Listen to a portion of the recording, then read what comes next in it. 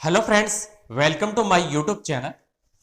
आज के वीडियो के अंदर हम डिस्कस करेंगे आप लोगों के स्कोप ऑफ बायोस्टैटिक्स के बारे में। हम बात करेंगे इसके जो भी कार्य क्षेत्र वगैरह है या फिर इसके अवसर वगैरह, स्कोप वगैरह है, किन किन के अंदर जो बायोस्टैटिक्स वगैरह है इसका स्कोप वगैरह है, तो उसके बारे में आज के वीडियो के अंदर डिस्कस करेंगे। तो पैसेंस बना के वीडियो को एंड तक देखना गाइस वगैरह। तो चलो हम आज का सेशन वगैरह स्टार्ट करते हैं। इसके अंदर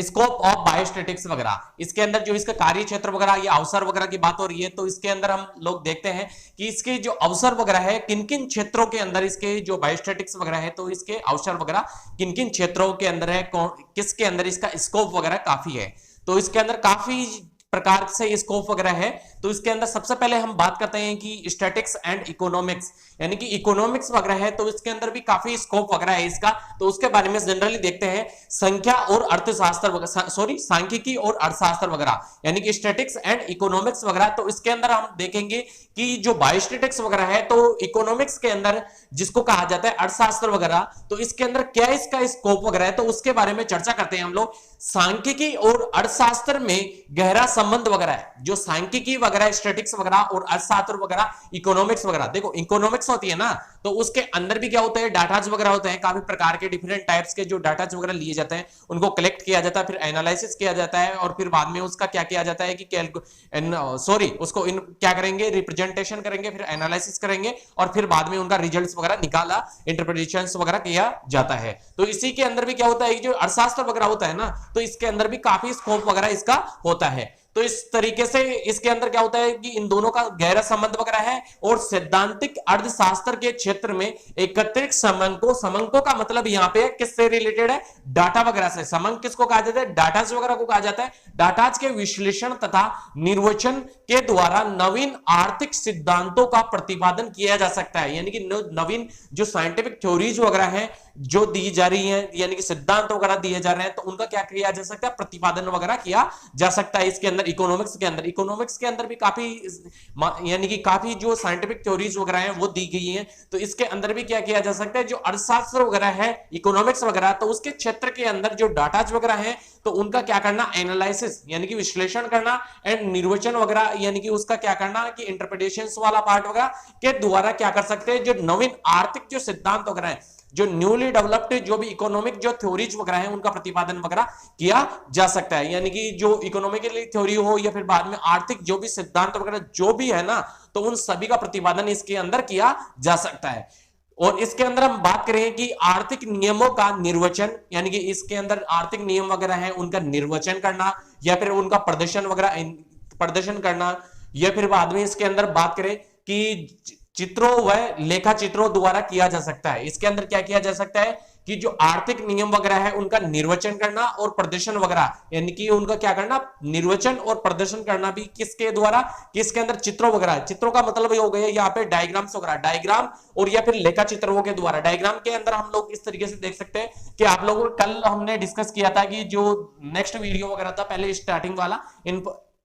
उसके अंदर इंट्रोडक्शन ऑफ द बायोस्टैटिक्स के अंदर हम लोगों ने डिस्कस किया था। तो इसके अंदर जैसे डायग्राम की बात हो रही है, चित्र वगैरह आ रहे हैं यहाँ पे, तो डायग्राम वगैरह इस तरीके से हम लोग देख सकते हैं। ये पाई चार्ट वगैरह वाला डायग्राम वगैरह है। तो इसके अंदर क्या किया जाता है, जो परसेंटेज वगैरह होता है ना, तो उसका रेशियो वगैरह लिया जाता है। यहाँ पे ऐसे मान सकते हैं कि 80% वगैरह है रेशियो वगैरह, इतने कैंडिडेट्स वगैरह है, और उसके बाद में यहाँ पे 60% वाले कैंडिडेट्स वगैरह,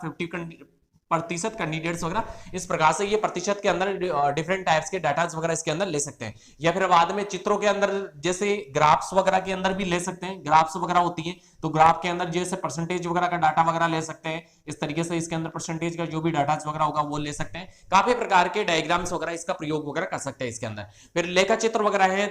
तो इसके द्वारा भी क्या किया जा सकता है, डाटाज वगैरह है तो उनको रिप्रेजेंट किया जा सकता है। क्या किया जाता है, रिप्रेजेंट का मतलब प्रदर्शन वगैरह किया जा सकता है। फिर उसका निर्वचन करना, निर्वचन का मतलब एनालिसिस वगैरह किया जा सकता है। तो ये बात होगी यहां तक। फिर उसके बाद में नेक्स्ट देखते हैं व्यवहारिकी अर्थशास्त्र। जो व्यवहारिकी वगैरह होता है, व्यवहारिकी किसको कहा जाता है, अप्लाइड वगैरह को कहा जाता है। तो इसके अंदर क्या होता है कि व्यवहारिकी अर्थशास्त्र यानी कि अप्लाइड इकोनॉमी, एक अप्लाइड इकोनॉमी। अप्लाइड के अंदर जैसे हम बात करें, अप्लाइड बायोस्टैटिक्स के अंदर हम लोगों ने जैसे पहले वाले वीडियो के अंदर देखा था, इसको क्या है कि दो टाइप्स के अंदर बांट रखा था। दो टाइप्स के अंदर हम लोग बात करें इसके अंदर, डिस्क्रिप्टिव जो आप लोग अप्लाइड स्टैटिक्स वगैरह होती है, या फिर बाद में जो साइंटिफिक अप्लाइड स्टैटिक्स होती है, तो इनके अंदर जैसे साइंटिफिक लॉज वगैरह होते हैं, या फिर बाद में इसकी जैसे हम बात करें कि जो अप्लाइड स्टैटिस्टिक्स वाला पार्ट वगैरह है, सॉरी अप्लाइड जो इकोनॉमिक्स वगैरह है, उसके क्षेत्र में भी अनेक आर्थिक समस्याओं, जैसे अनेक आर्थिक जो समस्या वगैरह है, तो वो कौन कौन सी है इसके अंदर,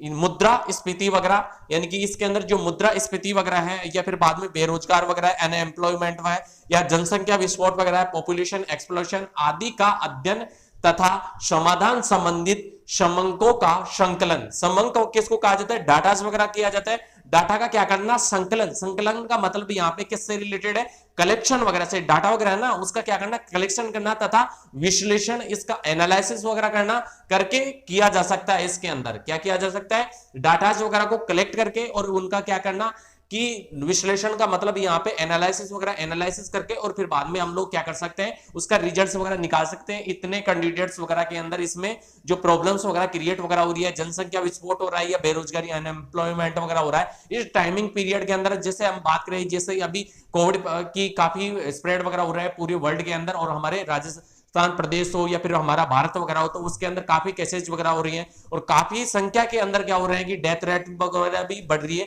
यानी कि मृत्यु भी काफी संख्या के अंदर हो रहे हैं कैंडिडेट्स वगैरह। पर्टिकुलर डिस्ट्रिक्ट का देखें या पर्टिकुलर स्टेट वगैरह क्या देखें, तो काफी संख्या के अंदर, सर्वाधिक मात्रा के अंदर इसके अंदर इकोनॉमिक वगैरह है, तो उसके अंदर भी क्या हो रहा है, काफी प्रभाव वगैरह पड़ रहा है, और बेरोजगारी भी क्या हो रही है, काफी संख्या के अंदर बढ़ रही है। इसके अंदर जो भी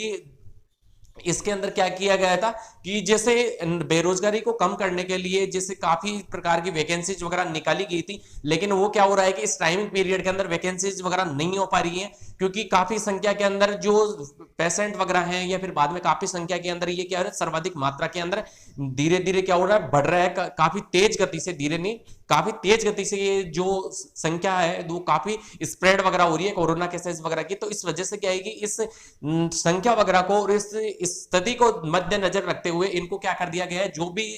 वैकेंसीज वगैरह थी उसको पोस्टपोन वगैरह कर दिया गया है। तो ये क्या है कि बेरोजगारी वगैरह, अनएम्प्लॉयमेंट वगैरह है, तो वो काफी संख्या में बढ़ रही है। एंड इसके अंदर जैसे जनसंख्या विस्फोट वगैरह, पॉपुलेशन वगैरह वैसे तो बढ़ी रही है, पॉपुलेशन एक्सप्लोशन, एंड इसके अंदर जो मुद्रास्फीति वगैरह है, तो इसका भी क्या है, काफी अच्छा रोल वगैरह है, जो व्यवहारिक अर्थशास्त्र जिसको अप्लाइड इकोनॉमिक कहते हैं, तो इस क्षेत्र के अंदर क्या हो रहा है कि इन सभी का कह रहे हैं कि इसके अंदर जो इकोनॉमिक्स वगैरह है, तो उसके अंदर कार्य के अंदर इसमें इस क्षेत्र के अंदर इसका क्या है कि योगदान वगैरह है। तो इस तरीके से ये चीजें इसके अंदर हम लोग क्या कर सकते हैं, विश्लेषण वगैरह किया जा सकता है। इसके बाद में हम बात करते हैं इसी के अंदर आर्थिक विकास की योजनाएं बनाने में तथा उचित आर्थिक नीति निर्धारक में भी सांख्यिकी महत्वपूर्ण योगदान करती है। क्या करती है आप लोगों के इसके अंदर, आर्थिक जो विकास वगैरह है, जो आर्थिक विकास वगैरह, आर्थिक स्थिति से जैसे हमारा देश वगैरह जूझ रहा है, तो इस स्थिति के अंदर क्या किया जाता है, इकोनॉमिक वगैरह है, तो काफी स्टैटिक्स वाला पार्ट वगैरह, इकोनॉमिक की जो स्टैटिक्स है, तो उस वो क्या है कि अच्छा इसके अंदर रोल प्ले करती है। आर्थिक विकास की जो योजनाएं होती है ना, वो बनाने में, आर्थिक विकास की योजना बनाने में तथा उचित आर्थिक नीति निर्धारक में भी ये क्या होती है, सांख्यिकी महत्वपूर्ण योगदान वगैरह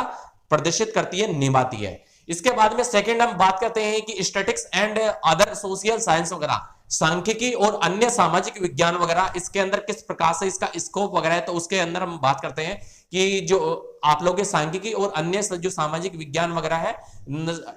statics and other social science वगैरह, तो इसके अंदर किस प्रकार से रोल प्ले करती है, स्कोप क्या क्या है, वो चीजें देखते हैं। सांख्यिकी का राजनीति शास्त्र, इसके अंदर जो राजनीति शास्त्र वगैरह है जिसको कहा जाता है पॉलिटिकल साइंस वगैरह, या फिर हम बात करें मनोविज्ञान जिसको साइकोलॉजी कहा जाता है, या समाज शास्त्र वगैरह जिसको सोशियोलॉजी कहा जाता है, आदि अन्य सामाजिक जो विज्ञान के से भी बहुत संबंध वगैरह है। इसका क्या है, बहुत अच्छा संबंध वगैरह है, जो स्टैटिक्स वगैरह है जिसका किस किस से रिलेटेड वगैरह, पॉलिटिकल साइंस वाला साइंस हो, या फिर बाद में सोशियोलॉजी हो, या सोशल साइंस वगैरह हो, इन या फिर अदर जो सामाजिक जो विज्ञान वगैरह है, उन क्षेत्रों के अंदर इसका क्या है कि बहुत अच्छा संबंध वगैरह इससे रिलेटेड है। इसके बाद में हम बात करें नियमों व सिद्धांतों के प्रतिपादन तथा पुष्टिकरण में तथा निरक्षरता, इसके अंदर निरक्षरता वगैरह, लिटरेसी, एंड इसके अंदर अनएम्प्लॉयमेंट यानी कि जो बेरोजगारी वगैरह है, एंड इसके अंदर जो सामाजिक संबंध वगैरह है, सोशल जो रिलेशनशिप वगैरह है, और सामाजिक विघटन, सोशल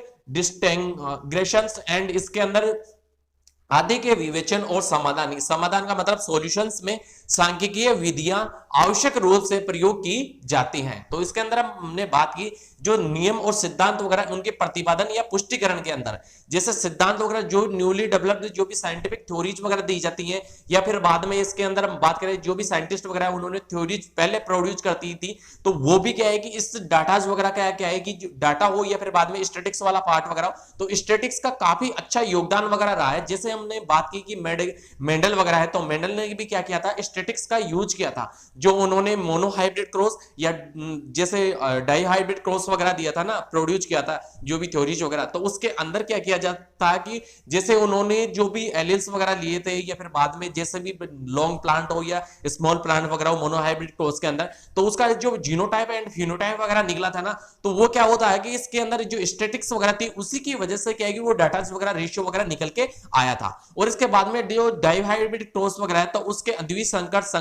द्विसंकर क्रॉस वगैरह, तो उसके अंदर भी क्या था कि जो इसके अंदर जीनोटाइप एंड फिनोटाइप वगैरह जो निकल के आया था, तो ये स्टैटिक्स की वजह से ही इसके अंदर यूज किया गया था, तो इसी की वजह से ही वो निकल के आए थे वो रेशियो वगैरह डाटा वगैरह। तो इसके अंदर भी क्या किया जाता है कि जो साइंटिफिक थ्योरी वगैरह हो इनके प्रतिपादन या पुष्टिकरण के भी अंदर भी इसका यूज किया जाता है, किसका, स्टैटिक्स वगैरह का। और इसके बाद में जैसे अनएम्प्लॉयमेंट वगैरह है, इसके अंदर भी यूज किया जाता है, सोशल जो रिलेशनशिप वगैरह है तो उसके अंदर भी यूज किया जाता है, या फिर बाद में सोशल डिस्टिंक्शन यानी कि सामाजिक विघटन वाला पार्ट वगैरह हो तो इसके अंदर भी यूज किया जा सकता है, और इसके विवेचन या फिर बाद में सॉल्यूशंस वगैरह के अंदर इसका सांख्यिकी वगैरह का यूज किया जाता है। तो ये बात होगी। देखो हमने क्या कर लिया, दो के बारे में डिस्कस कर लिया, स्कोप वगैरह के अंदर दो के बारे में देख लिया। अब नेक्स्ट देखते हैं इसके अंदर की नेक्स्ट स्कोप वगैरह क्या है, किसके अंदर है इसका।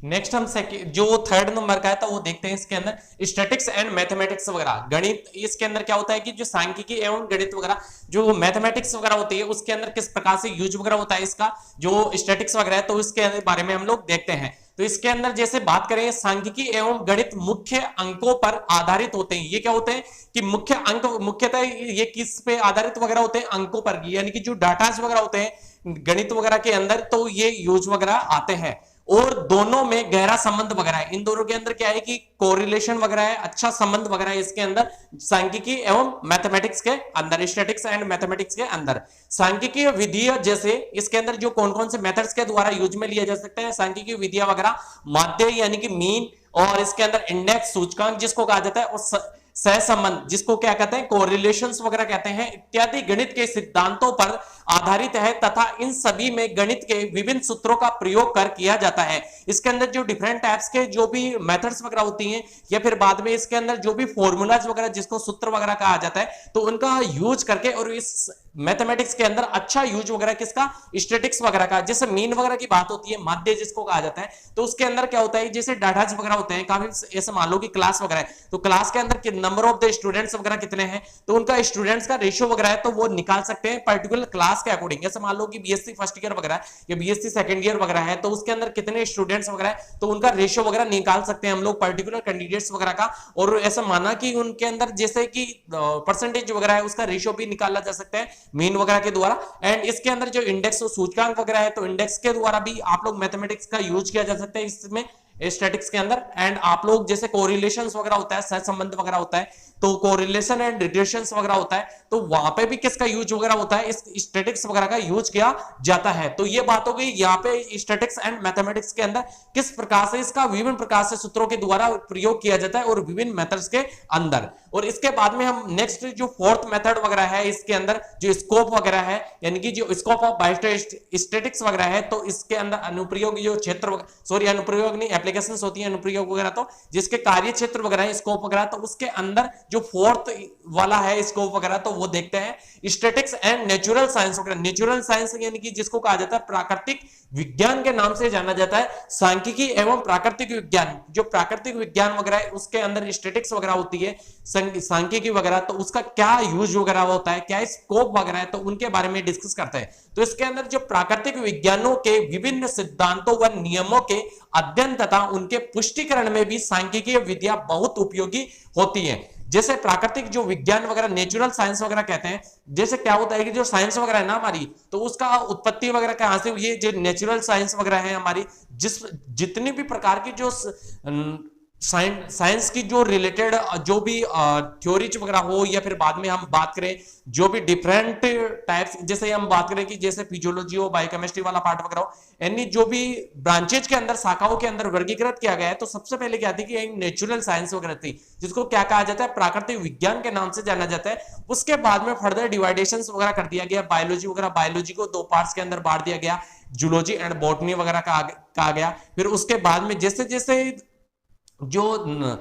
मॉडर्न साइंटिफिक थ्योरीज वगैरह आती गई और जैसे रुचि वगैरह बढ़ती गई क्षेत्र के अंदर, जैसे मानना कि साइंस के अंदर किसी क्षेत्र के अंदर पर्टिकुलर काफी डिफरेंट टाइप के क्षेत्र वगैरह, तो उनके अंदर काफी स्कोप वगैरह है इसका, तो उनके अंदर क्या हो गया, जैसे जैसे जो न्यू जनरेशन वगैरह है उनकी अभिरुचि के अकॉर्डिंग उनको क्या किया गया, वर्गीकृत कर दिया गया, और उसके अकॉर्डिंग इसके अंदर क्या है कि डिफरेंट जो इसकी जो स्कोप वगैरह है, तो वो भी चीजें इसके अंदर देखी जा सकती है, जो भी इसकी डिफरेंट टाइप्स की जो मेथड्स वगैरह है उनके द्वारा। तो कुछ जो क्षेत्र वगैरह है उनको भी डिवाइडेशन कर दिया गया कि जैसे साइंस के अंदर भी काफी जो क्षेत्र वगैरह है उनके अंदर वर्गीकृत कर दिया गया। एंड जैसे हम बात करें जैसे किसी को जो धारा वगैरह है, या फिर बाद में जैसे धारा की किस प्रकार से बात करें, जैसे जलधाराएं वगैरह होती है ना, जैसे ज्योग्राफी वगैरह होती है, तो उसके अंदर समुद्र वगैरह या जलधारा वगैरह, चट्टानों वगैरह, इन सभी सेल्स वगैरह, इन सभी का क्या है कि अध्ययन वगैरह करने के लिए उसको ज्योग्राफी के अंदर बांट दिया गया। या फिर बाद में किसी को स्टोन वगैरह, पत्थर वगैरह होते हैं, या पुरातत्व विज्ञान के अंदर विभाग में जाना होता है, तो उसको क्या कर दिया गया है कि उसको क्या कर दिया गया, यानी कि जियोलॉजी के अंदर उसको वर्गीकृत कर दिया गया। एंड इसके बाद में जैसे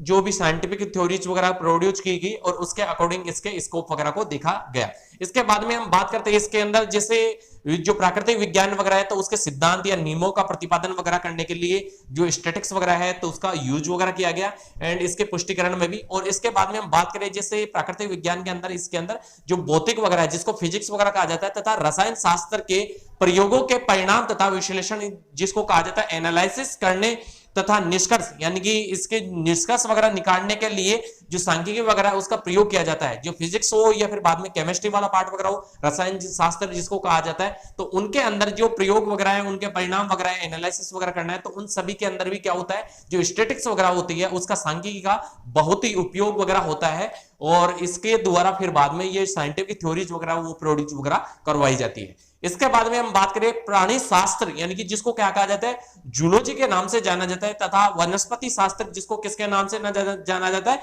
बॉटनी के नाम से जाना जाता है, जूलॉजी यानी कि प्राणी शास्त्र वगैरह। प्राणी शास्त्र वगैरह होते हैं, उसके जो फादर ऑफ द जूलॉजी कौन है, यानी कि अरस्तु को कहा जाता है, और फादर ऑफ द बायोलॉजी भी किसको कहा जाता है, आप लोग के अरस्तु वगैरह कोई, एरिस्टोटल जिनका नाम वगैरह है उनको कहा जाता है। इसके बाद में जैसे वनस्पति शास्त्र, बॉटनी की हम बात करें, तो बॉटनी के इन्हीं के जो अरस्तु वगैरह, एरिस्टोटल वगैरह, उन्हीं के शिष्य वगैरह एक थियोफ्रेस्टस नामक साइंटिस्ट वगैरह, तो उनके द्वारा जो वनस्पति शास्त्र वगैरह है उसको फादर वगैरह उसको कहा जाता है। इसके बाद में जो जेनेटिक्स वगैरह है, तो जेनेटिक्स का जो फादर ऑफ द जेनेटिक्स किसको कहा जाता है, मेंडल वगैरह को कहा जाता है। तो जेनेटिक्स के अंदर भी जैसे हमने पहले डिस्कस किया था, जो मोनोहाइब्रिड क्रॉस हो या डाइहाइब्रिड क्रॉस वगैरह हो, तो उसके अंदर मेंडल वगैरह ने क्या किया था कि जैसे जीनोटाइप एंड फिनोटाइप वगैरह निकाला था ना, तो उसके अंदर किसका यूज किया था, इसके अंदर स्टैटिक्स वगैरह का यूज वगैरह किया था। इसके बाद में हम बात करें कि इसके जो वंशागति वगैरह है, इनहेरिटेंस वगैरह है, तो उसके नियमों तथा सिद्धांतों का विश्लेषण और सहसंबंध, यानी कि उनके अंदर क्या कोरिलेशंस वगैरह है, काई परीक्षण वगैरह, यानी कि काई वर्ग जो परीक्षण वगैरह होता है, जिसको काई स्क्वायर टेस्ट के नाम से जाना जाता है, या टी परीक्षण वगैरह, टी टेस्ट के नाम से जाना जाता है, आदि सांख्यिकीय विधियों के आधार पर किया जाता है। इनके ये जो सांख्यिकीय आधार वगैरह है विधियों का, तो उन्हीं के आधार पर इन डाटा वगैरह कैलकुलेशंस वगैरह कर सकते हैं, और उन्हीं के द्वारा प्रतिपादित किया जा सकता है थ्योरीज वगैरह को, और निकाला जा सकता है। जो भी कैलकुलेशंस वगैरह जो भी करेंगे, इसके अंदर एनालिसिस वगैरह करेंगे, निष्कर्ष वगैरह जो भी निकालेंगे, तो वो किसके द्वारा किया जाएगा, सांख्यिकी के द्वारा ही किया जाएगा। इसके बाद में हम बात करते हैं अंतरिक्ष विज्ञान, यानी कि जो अंतरिक्ष विज्ञान वगैरह है उसके अंदर, या फिर बाद में जैसे तापमान वगैरह, टेम्परेचर वगैरह हो, या वायुदाब वगैरह, एयर प्रेशर वगैरह हो, तो आदि के मापन के आधार पर मौसम का जो पूर्व अनुमान वगैरह लगाया जाता है, तथा खगोल शास्त्र वगैरह होता है, तो उसमें विभिन्न नक्षत्रों यानी प्लैनेट्स की स्थिति और गति का पता सांख्यिकीय विधियों को प्रयोग कर लगाया जाता है। तो इसके अंदर जो अंतरिक्ष विज्ञान वगैरह होता है तो उसके अंदर या फिर बाद में जिसकी इसके अंदर कहा जाता है मेट्रोलॉजी के नाम से उसको जाना जाता है, या फिर बाद में जैसे टेम्परेचर वगैरह हो, तापमान वगैरह, ये कितना टेम्परेचर वगैरह हाई होगा या कितना लो वगैरह होगा, जैसे पूर्व अनुमान लगा लिया जाता है ना कि ऐसे मान लो इस टाइमिंग पीरियड के अंदर जैसे ये महीना वगैरह चल रहा है तो इस महीने के अंदर क्या हो रहा है कि काफी गर्मी वगैरह हो रही है और नेक्स्ट मंथ के अंदर तो काफी ज्यादा गर्मी वगैरह होगी, तो इसका पूर्व अनुमान वगैरह लगा लिया जाता है इस टाइमिंग पीरियड के अंदर कि इतनी जो टेम्परेचर लगा है तो वो इतना बढ़ रहा है। या फिर बाद में हम बात करें कि रेनी सीजन वगैरह होता है तो उस टाइमिंग पीरियड के अंदर पूर्व अनुमान लगा लिया जाता है तो कि 3-4 दिन बाद में इतनी तेज हवाएं चलेंगी या आंधियां चलेंगी या फिर बाद में तेज बारिश वगैरह होगी, तो उसका क्या कर लिया जाता है पूर्व अनुमान वगैरह लगा लिया जाता है इन सभी जो स्टैटिकली जो डाटाज वगैरह होते हैं उन सभी के अकॉर्डिंग वगैरह। तो इसके अंदर जो टेम्परेचर हो या वायुदाब वगैरह एयर प्रेशर वगैरह हो, कितनी तेज अंदर जो अंधाधुंध जो आंधियां वगैरह चलेंगी उन सभी का भी पूर्वानुमान लगा लिया जाता है। या फिर बाद में आदि का जो मापन वगैरह है या फिर बाद में जो मौसम विभाग वगैरह होते हैं ना तो उनके द्वारा क्या कर लिया जाता है पूर्व अनुमान लगा लिया जाता है। और फिर बाद में न्यूज वगैरह के अंदर आती है कि इतने टाइमिंग पीरियड के अंदर रेनी जो बारिश वगैरह अच्छी होगी या फिर बाद में कम बारिश वगैरह होगी, इन सभी के बारे में क्या कर दिया जाता है पूर्व अनुमान के द्वारा बता दिया जाता है। या फिर खगोल शास्त्र वगैरह हो इसके अंदर एस्ट्रोनोलॉजी वगैरह के अंदर तो इसके एस्ट्रोनॉमी के अंदर क्या है कि खगोल शास्त्र वगैरह जिसको कहा जाता है तो उसके अंदर भी इसका पूर्व अनुमान वगैरह लगाया जा सकता है। या इसकी जो पूर्व खगोल शास्त्र में विभिन्न नक्षत्र वगैरह इसके जो प्लैनेट्स वगैरह जिसको कहा जाता है तो उन स्थिति के अंदर भी उसकी गति वगैरह है, उसका जो पता वगैरह है कितनी नक्षत्रों की जो गति वगैरह है किस तरीके से मूव वगैरह कर रही है, या फिर बाद में किस टाइमिंग पीरियड के अंदर, जैसे ऐसा बोलते हैं ना कि जैसे